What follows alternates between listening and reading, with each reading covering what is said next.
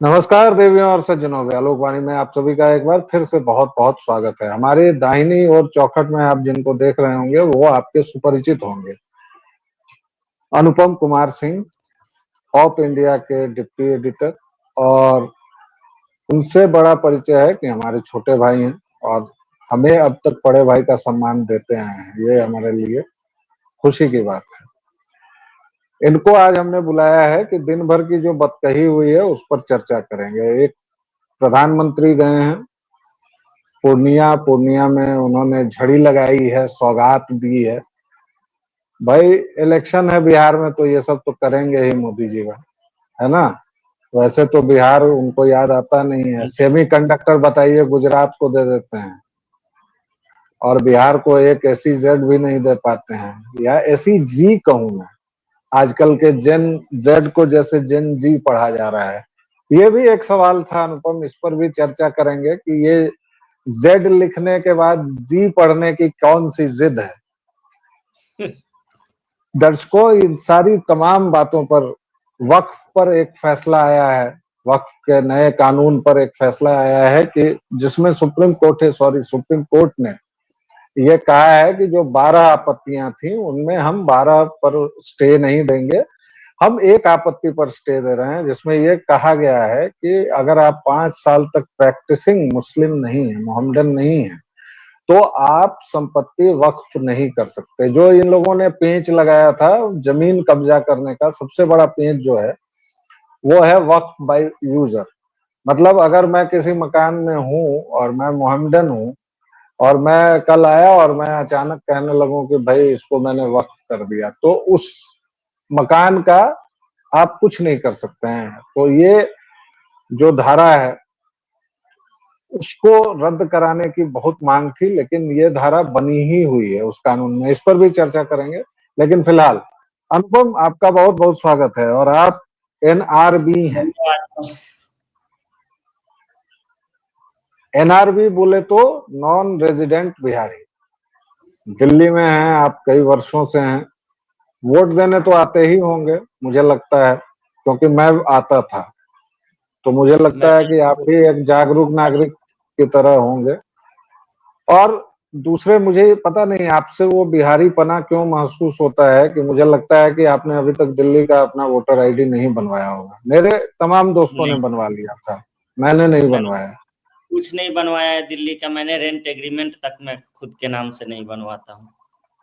बताइए, तो आप खांटी बिहारी हैं मन से। लेकिन चलिए, वो दौर था जिसकी वजह से आप जैसे हजारों लाखों हमारे जैसे, आपके जैसे जड़ विहीन होके इधर उधर घूम रहे हैं।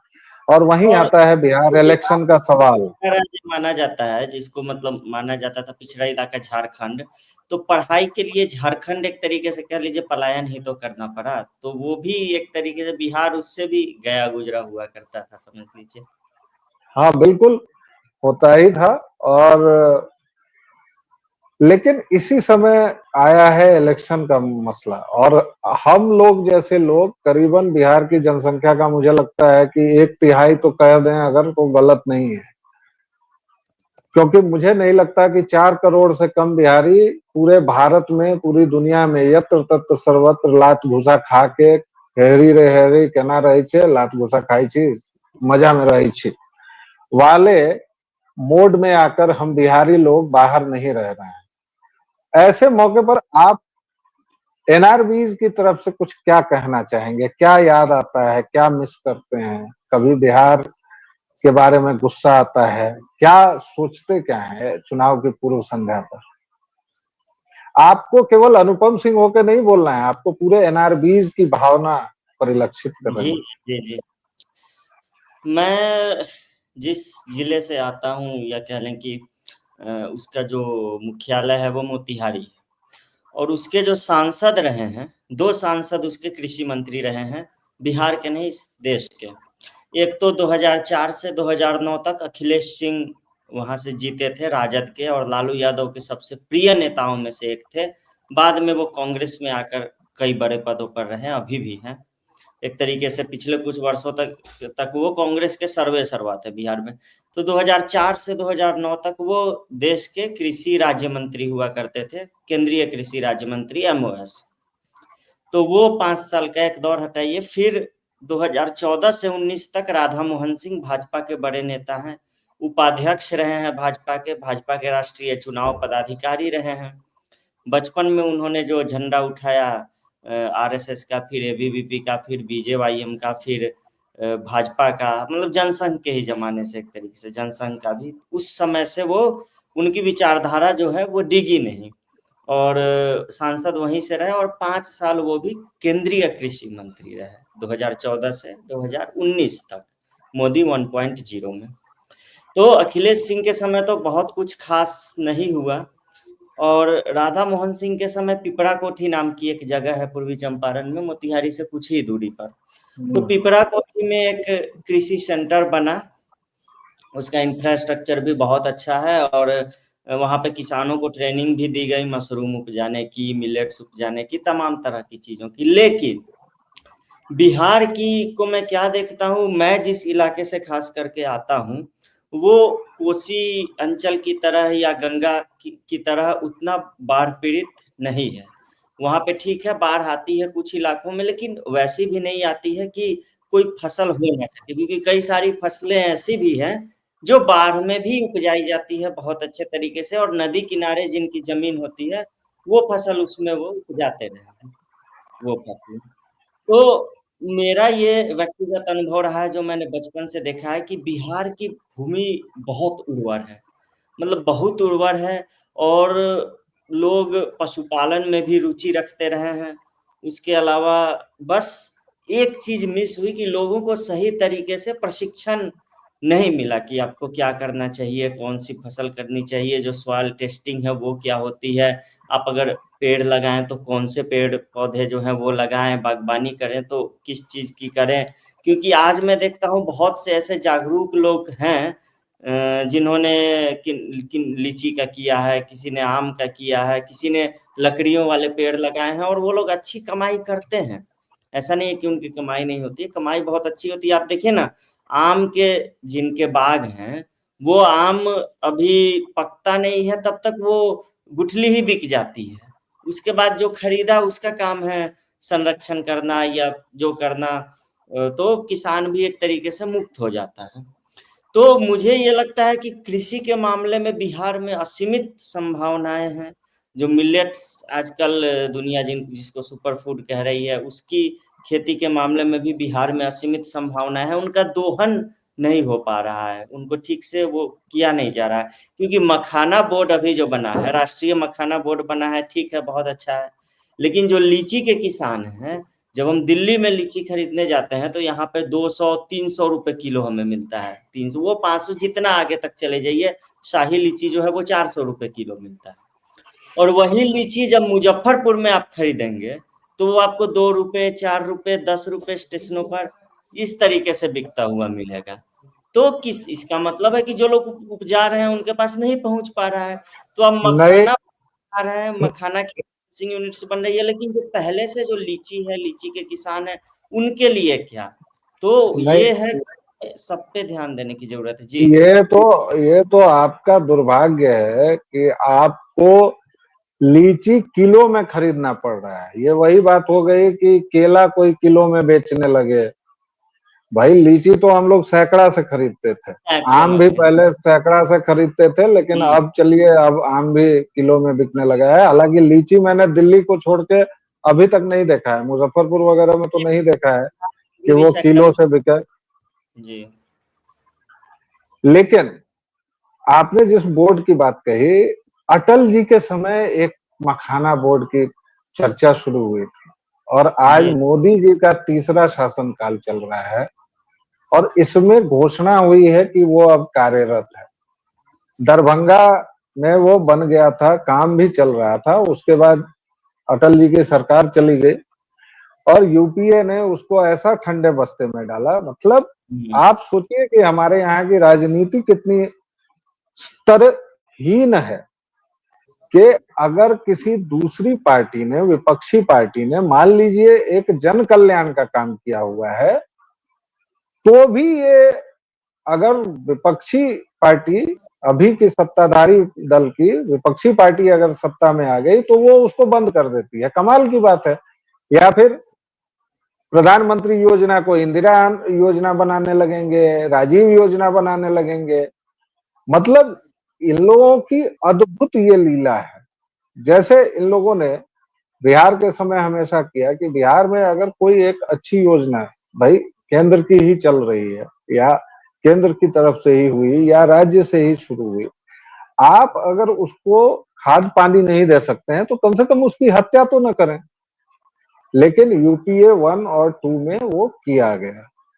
उसके बाद फिर से जब मोदी जी की सरकार आई तो फिर दरभंगा, पूर्णिया, बिहार में लोग जब पूछते हैं मुझसे कि यार 11 वर्षों में उद्योग काहे नहीं दे दिया, फैक्ट्री काहे नहीं लगा दिया, इतना बंद बंद हो गया था सब।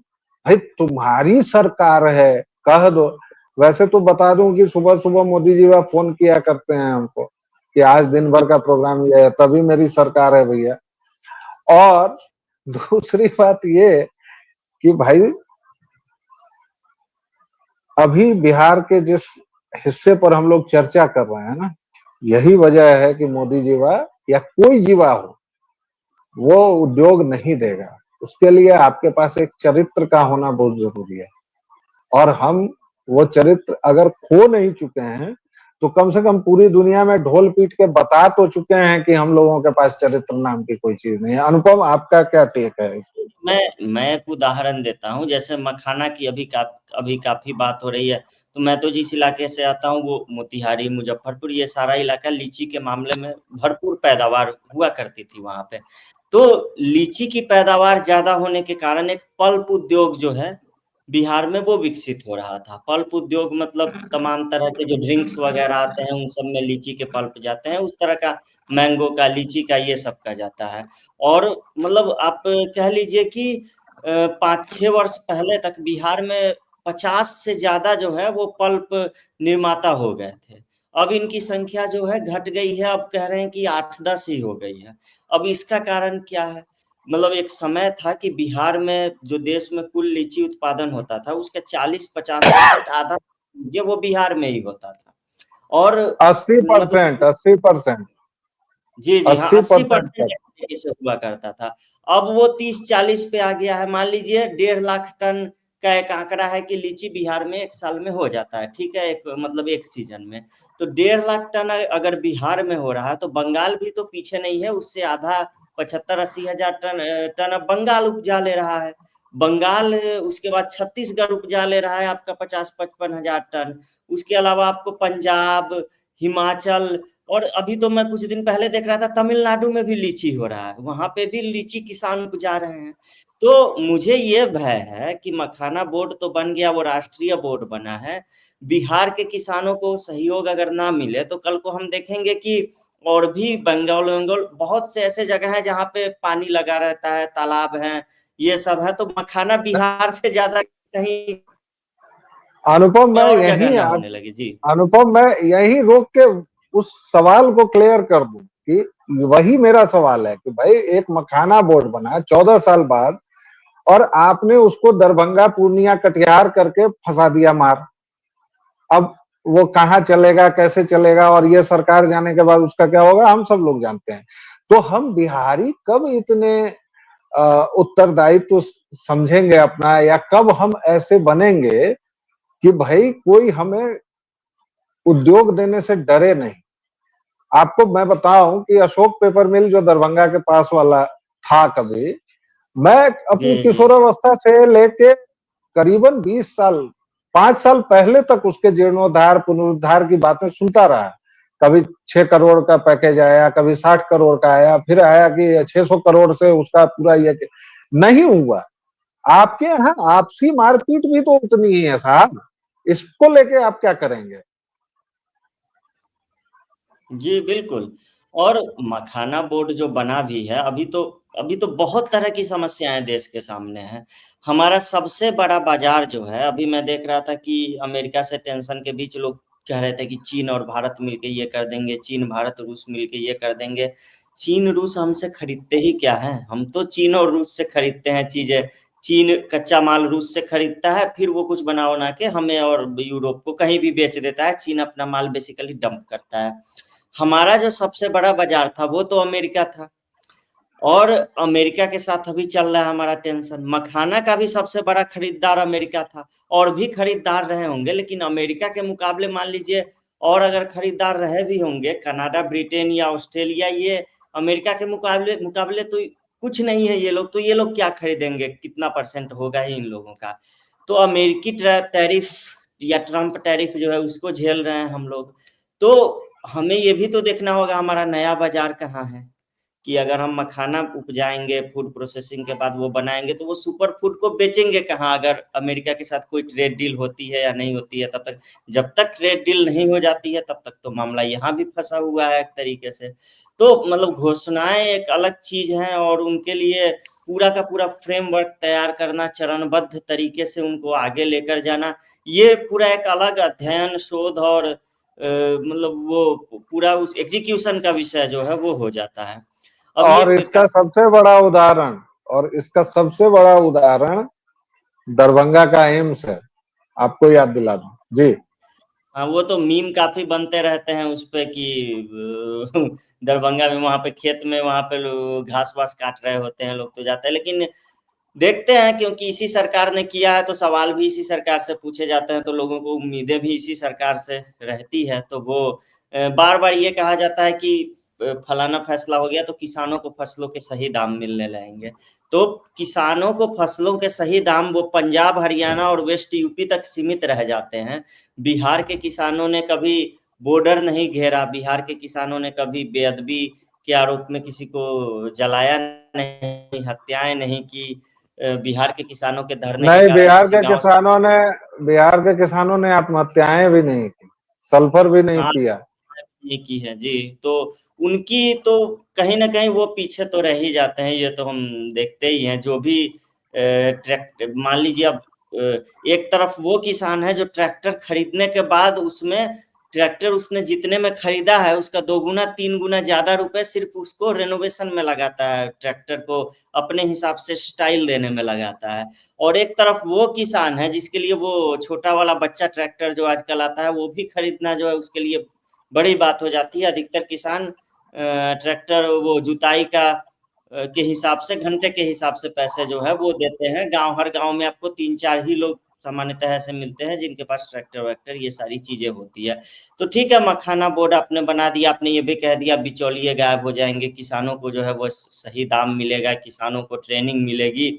लेकिन यहाँ एक पेंच ये फंसता है कि जो भी वैश्विक संस्थाएं हैं वो एक मानक लेके आ जाती हैं।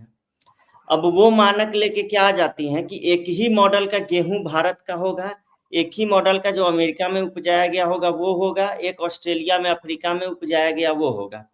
अब वो कौन सा थर्मामीटर लगा के वो लोग जांचते हैं कि भारत में जो उपजाया जाता है उसकी गुणवत्ता सबसे कम निकलती है, और इस कारण उसके दाम घटा दिए जाते हैं। क्या सही में यहाँ कम गुणवत्ता वाले उत्पाद जो हैं वो हो रहे हैं? नहीं, अनुपम, आपने इतने सारे विमर्शों के दरवाजे खोल दिए हैं ना। आप इसमें जेनेटिकली मॉडिफाइड सीड्स को भी ले आए कि भाई जी जीएम सीड्स होंगे तभी वो एक तरह के, एक रूप के होंगे। जी और वही पूरा जो खेल चल रहा है वो दरअसल उसी का है कि आप जी अपने बाजार को हमारे लिए खोलिए। और जी जी भारत में और खासतौर से बिहार में आपने एक दूसरा दरवाजा खोल दिया छोटी जोत के जो किसान है। जैसे बिहार में अगर हम ऑन एन एवरेज देखें तो किसानों के पास 1 एकड़ भी नहीं मिलेगी, नहीं उससे भी नहीं, कम कोई ही होगी ऑन कोई एक एवरेज। से जोत रहे हैं तो और बहुत उसमें। छोटे छोटे चक हैं, बहुत छोटी छोटी जोत है। तो ये आपने एक दूसरा विमर्श का दरवाजा खोल दिया। ये 15 मिनट में भैया क्या क्या मैं समेटूंगा। नहीं नहीं, लेकिन आप ये भी देखिए ना सर कि मखाना की खेती, मतलब वो मिथिलांचल वाला इलाका है जो हम बोलते हैं कोसी मिथिलांचल, जहाँ मखाना की खेती। वैसे एक कहा जाता है कि मखाना की खेती के लिए बहुत पानी की आवश्यकता है, लेकिन ऐसा नहीं, वो कम पानी में भी आराम से हो जाता है, छोटा मोटा नहीं, पानी लग 4 फीट आपको पानी चाहिए, चार मतलब बस। आपका एक कमर तक का आदमी के पानी अगर हाँ, होगा तो वो हो जाता। मेरा मधुबनी मेरा ननिहाल है, तो मैंने वो देखा है, दरभंगा मधुबनी के इलाके में ये पूरा। एक और चीज ये है कि मखाना की खेती जिस पानी में होती है, वहां पे मत्स्य पालन भी साथ में किया जा सकता है, और वो माछ वाला, मछली वाला इलाका ही है पूरा। तो ये एक दोहरा फायदा है किसानों को, नहीं। बशर्ते ये अच्छा, कम ये सब। मुझे बड़ी हंसी आती है जब विशेषज्ञ लोग सुझाते हैं कि उसके साथ मत्स्य पालन भी किया जाए। अरे मेरे विशेषज्ञ प्यारे बलम, ये आपको किसने कहा कि किसान पहले से वो नहीं कर रहा है वो भैया? कर रहे हैं, वो कर रहे हैं। बाजार कहाँ है? दिक्कत ये है, बाजार कहाँ है?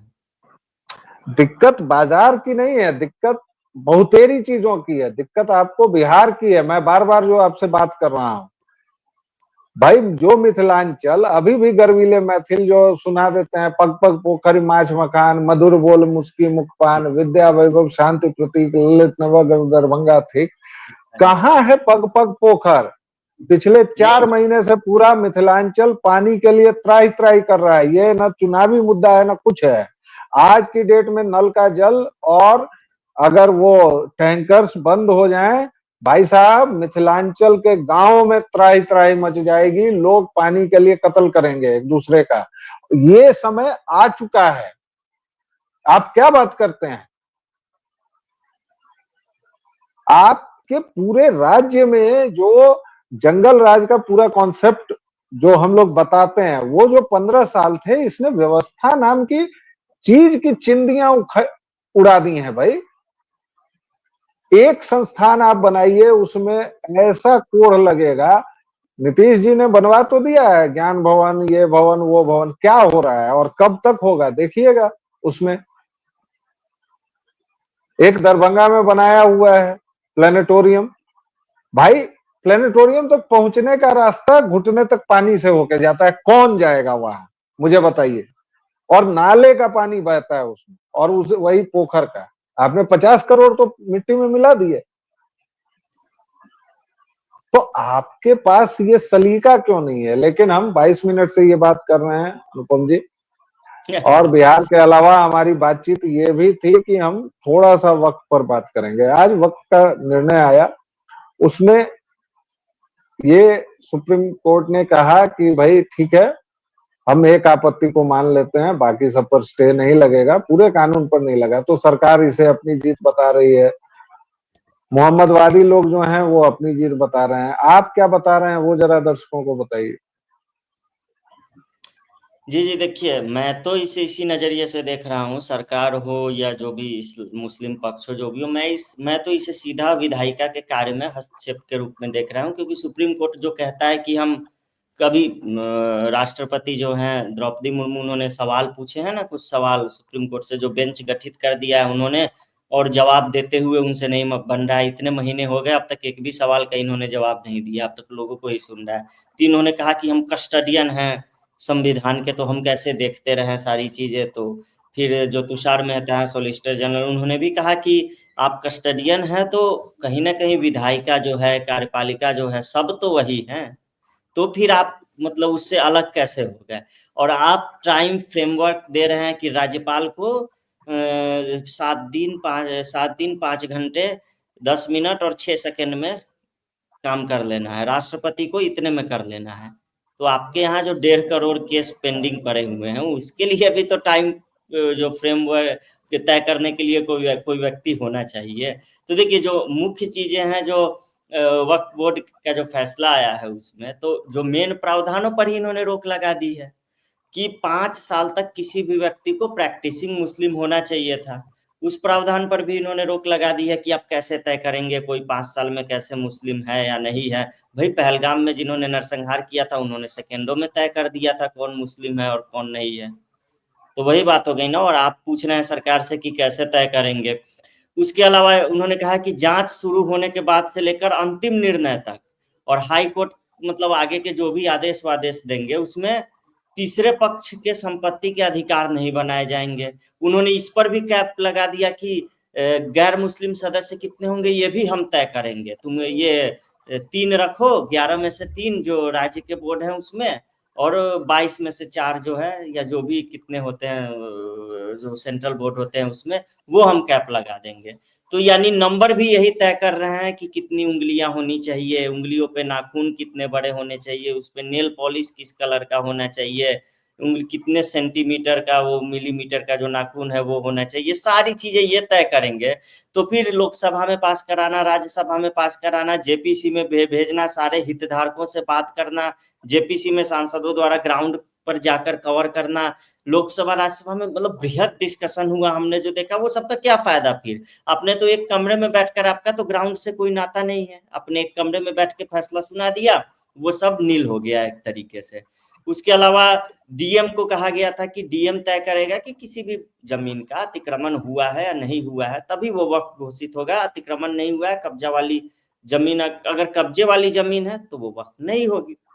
तो इन्होंने कह दिया डीएम कैसे तय करेगा, वो तो वक्फ ट्रिब्यूनल ही देखेगा। सरकार, यानी सरकार मतलब मारेंगे भी हम, बचाएंगे भी हम, उस तरीके वाली सीन होगी। पर जब जिलाधीश नहीं देखेगा, जो डिस्ट्रिक्ट मजिस्ट्रेट है और कलेक्टर है स्थानीय मुद्दे, तो क्या मुख्यमंत्री जा जाके हर जगह देखेंगे और ठप्पा लगाएंगे कि कौन सी छोटी बड़ी जमीनें हैं वो वक्फ की है या नहीं? उसके अलावा इन्होंने वक्फ बाई यूजर जो प्रावधान है कि किसी जमीन पे मस्जिद है, मदरसा है, मस्जिद मदरसा छोड़ दीजिए, आप रोज जाके नमाज पढ़ रहे हैं किसी जमीन पे, तो वो ऑटोमेटिक वक्फ बाई यूजर हो गया, उसको कोई दस्तावेज की जरूरत नहीं है, क्योंकि वो यूज हो रहा है वक्फ के लिए।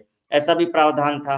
तो उस पर स्टे तो नहीं लगाया, लेकिन पुराने जो वक्फ बाई यूजर वाली संपत्तियां हैं उनको अंतरिम राहत दे दी है, उनको इंटरिम प्रोटेक्शन जो है वो इन्होंने दे दिया है।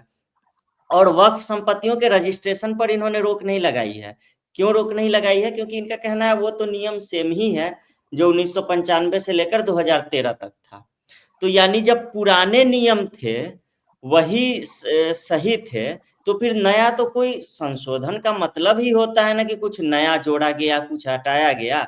तो जब आप यही देख के फैसले सुना रहे हैं कि पहले तो वही था तो ये ठीक है, इसको हम नहीं टच करेंगे, रजिस्ट्रेशन होता रहेगा, तो फिर संशोधन की जरूरत ही क्यों पड़ेगी फिर, जब पुराना सब कुछ ही सही था? तो उसके अलावा ये इन्होंने ये भी कह दिया कि जो आप कोशिश कीजिए कि जो एक्स ऑफिसियो अधिकारी होता है या जो सीईओ होता है वक्फ बोर्ड का, वो जो है वो मुस्लिम हो। कि हम मतलब वी डायरेक्ट, उन्होंने कहा कि हम निर्देश देते हैं कि आप प्रयास कीजिए, best efforts to be made, कि वो मुस्लिम ही होना चाहिए। मतलब आपने कह दिया कि हाँ उसको मुस्लिम ही रखना है। तो ये सारी चीजें हैं। उसके अलावा मतलब कई धाराएं जो है वो इन्होंने हटाई है, रोकी है। तो मेन तो मुझे लगता है कि जो चीजें, जो प्रावधान थे, जो मुद्दे थे, वो तो इन्होंने स्टे ही कर दिया। अब ये कब तक सुनवाई करेंगे? सुनवाई खत्म होगी उसके बाद रिव्यू पिटीशन लेके जाएंगे लोग, रिव्यू पिटीशन पर फिर से सुनवाई होगी, फिर से एक नई बेंच गठित होगी। तो ये 370 को लेकर भी हुआ था, ये ट्रिपल तलाक को लेकर भी हुआ था, ये रफाल को भी लेकर हुआ था। हर नीतिगत विषय पर आजकल सुप्रीम कोर्ट और न्यायपालिका जो है वही अंतिम वो बन रही है। संसद का मुझे नहीं लगता है कि कोई बहुत ज्यादा कुछ रह गया है, जो पिछले कुछ वर्षों में मैं देख रहा हूँ। और इधर बिल पारित नहीं होता है और इधर जो है सुप्रीम कोर्ट में अर्जियां जो है वो लग जाती है। असदुद्दीन ओवैसी कोर्ट पहुंचे हैं, फिर जो all India Muslim personal law board है वो कोर्ट पहुंचा है, कपिल सिब्बल उनके वकील बन के पहुंचे हैं। तो मतलब तमाम लोग, कई तरह के लोग सुप्रीम कोर्ट पहुंच जाते हैं, एक दो नहीं। और कैसे इनका डायरेक्ट एक्सेस है, मान लीजिए अभी मैं चाहूं, मुझे कुछ समस्या है सुप्रीम कोर्ट जाने का, तो मुझे किस तरह की प्रक्रियाओं से गुजरना होगा, कितने पैसे खर्च करने होंगे, कई स्तर के लोगों से मिलना जुलना होगा, वकीलों से, तब भी मैं पहुंचूंगा कि नहीं? और पहुंचने के आप बाद नहीं भी पहुंच पाएंगे, आप नहीं डेट, पहुंच पाएंगे, जी, और डेट आप मिलेगा कि आप पहुंच ही नहीं पाएंगे। जी, नहीं पहुंच पाएंगे। और क्या कारण है कि जहांगीरपुरी में डेमोलिशन होता है, मैं वहीं पर मौजूद था उसी मौके पर, जब जहांगीरपुरी में वो पूरा इलाका कचरा उन्होंने बना के दे दिया, बुलडोजर जब चल रहा था, अचानक से सुप्रीम कोर्ट स्टे लगाने का फैसला देती है। और वहां पे पुलिस कमिश्नर ने कैंप किया हुआ था, टेंट लगा लगा के उसमें बैठे हुए थे, इस पूरी जो डेमोलिशन की प्रक्रिया थी उसको संपन्न कराने के लिए। तो मैं भी वहीं मौजूद था, कवर कर रहा था। अचानक से मैं देखता हूँ क्या कि वृंदा करात जो है वो आती है गाड़ी से और कमिश्नर को सौंपती है सुप्रीम कोर्ट का आदेश कि ऐसे ऐसे स्टे लग गया है। अब सुप्रीम कोर्ट ने जो आदेश दिया वो अपलोड होता, मीडिया में आना अलग बात है, आधिकारिक रूप से अपलोड होना, उसमें 5-6 घंटे तो कम से कम लग जाते, एक दिन भी लग जाता हो सकता है, उतने में डेमोलिशन बहुत ज्यादा हो जाता। तो मतलब इनका समर्पण देखिए, तुरंत वहां से गाड़ी से ड्राइव करके सुप्रीम कोर्ट से वामपंथी नेता जो है वो पहुंचते हैं और प्रतियां लेकर आते हैं आदेश की, और सारे अधिकारियों को वहां पे सौंप देते हैं मौके पर मौजूद, और जो डेमोलिशन ड्राइव है वो अनुपम जी, आपसे मुझे ये उम्मीद नहीं थी कि आप इस पर तनिक भी चमत्कृत होंगे या चमत्कृत होने का ढोंग भी करेंगे, क्योंकि हमारा जो सुप्रीम कोठा है, और वो कोठा ही है, इसमें कोई संदेह नहीं है, वहां न्याय को इन काले चोगे वालों ने एक रक्कासा के पांव की उस पाजेब की तरह बना दिया है, जिसकी खनक को सुनने के लिए भी चांदी के सिक्के खनकाने पड़ेंगे आपको। आप उसकी सीढ़ियों तक पर नहीं चढ़ सकते हैं।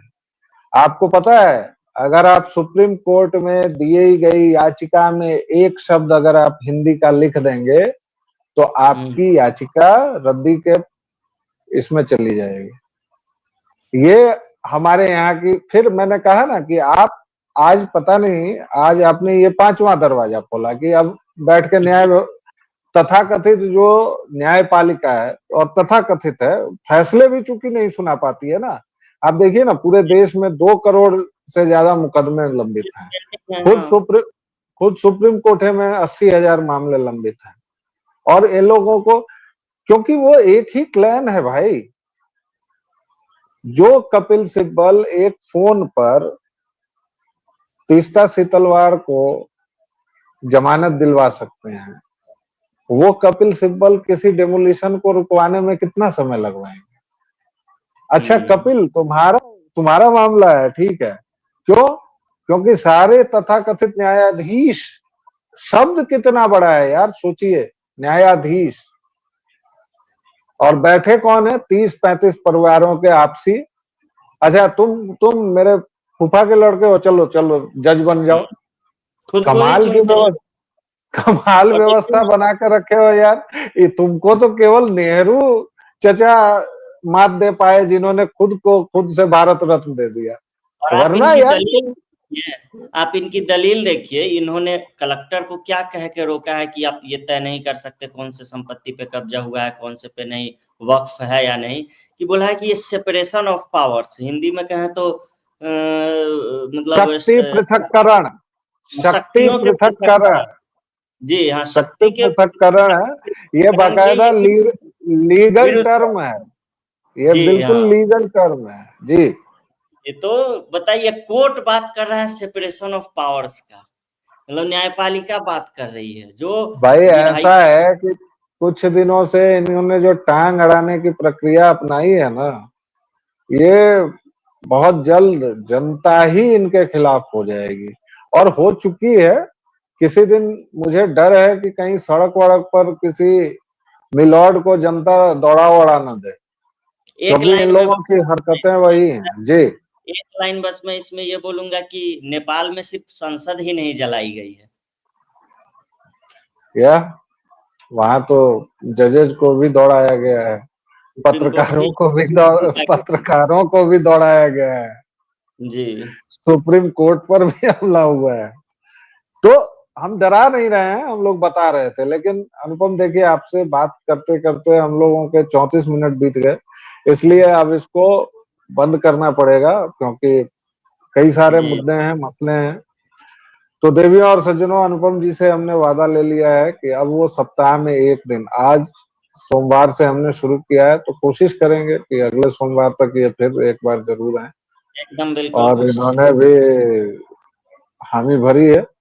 आप इनसे किस मुद्दे पर सुनना चाहते हैं, कौन सी बात जानना चाहते हैं, वो हमारे कमेंट में लिखिए, और हम जरूर इनको उसी मुद्दे पर बिठाएंगे अपने साथ। फिलहाल दीजिए इजाजत, और अपना स्नेह और प्रेम बरकरार रखिए, लाइक शेयर और सब्सक्रिप्शन की कृपा बरकरार रखिए, बनाए रखिए, और एक विराम के बाद फिर मिलेंगे। तब तक के लिए जय जय श्री राम। जय श्री राम।